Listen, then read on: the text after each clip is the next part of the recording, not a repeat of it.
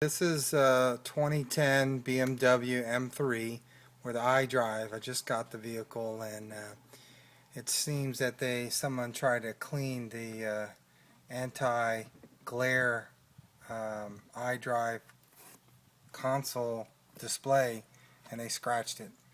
So just wanted to show how it looks. I'll turn the light on. I'll turn it on so we can see it. And so you see a big streak on the corner.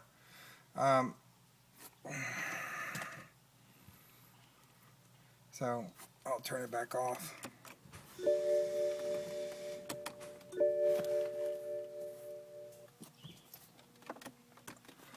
So I'm going to remove it, and we'll see what we do.